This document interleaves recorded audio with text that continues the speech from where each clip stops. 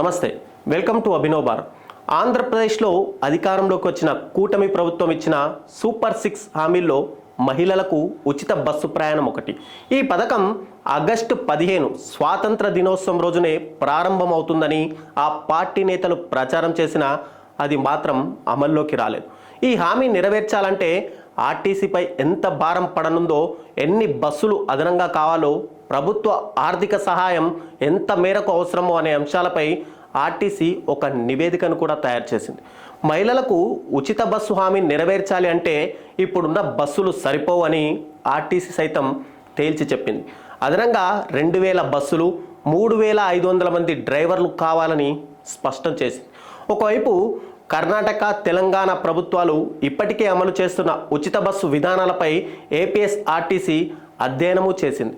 చాలా కాలంగా ఆర్టీసీలో నియామకాలు లేవు. దీంతో ఇప్పటికే డ్రైవర్ల కొరత ఆ సంస్థకు పెద్ద సమస్యగా ఉంది. ఉచిత బస్సు అమలు ద్వారా నెలకు 250 నుంచి 260 కోట్ల ఆదాయం ఆర్టీసీ కోల్పోతుందని కూడా ఒక అంచనాకైతే వచ్చారు. ఈ మొత్తాన్ని ప్రభుత్వమే ఆర్టీసీకి చెల్లించాల్సి ఉంది. అయితే ఇప్పటిదాకా ఆర్టీసీకి రాబడి నుండి ప్రభుత్వం 25% అంటే సుమారు 125 కోట్లు తీసుకుంటుంది. ఇక ఉచిత బస్సు ప్రయాణం పథకాన్ని గనక అమల్లోకి తెస్తే ప్రభుత్వం ఇప్పటి వరకు తీసుకునే 125 కోట్లు తీసుకోకుండా నెలకు ఆర్టీసీ కోల్పోయే మిగిలిన ఆదాయాన్ని కూడా ఒకవైపు ప్రభుత్వమే సర్దుబాటు చేయాల్సి ఉంటుంది. ఇలాంటి పరిస్థితుల్లో మహిళలకు ఉచిత బస్సు పథకాన్ని అమలు చేసేందుకు ప్రభుత్వం కసరత్తులు మొదలుపెట్టింది. విధి విధానాలను ఖరారు చేసే పనిలో సైతం నిమగ్నమైంది. ఇక ఏపీఎస్ఆర్టీసీ నివేదికపై ఈరోజు సీఎం చంద్రబాబు సమీక్షా సమావేశం కూడా జరపనున్నారు. ఆగస్టు 15 నుండే ఉచితంగా బస్సులో ప్రయాణించవచ్చని ఎదురు చూసిన మహిళలు నిరాశ చెందడంతో వీలైనంత త్వరగా ఈ పథకాన్ని అమలు చేయాలని చంద్రబాబు భావిస్తున్నట్టు కూడా మనకు సమాచారం అయితే అందుతోంది.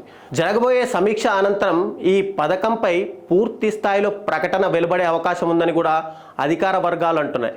మరి మహిళలు వెయిట్ చేస్తున్న ఉచిత బస్సు ప్రయాణానికి ఈరోజు ముహూర్తం పడుతుందా, లేదా ఇది ఇంతకు ముందులాగే మళ్ళీ పోస్ట్ పోన్ అవుతుందా అనేది వెయిట్ చేయాల్సిందే.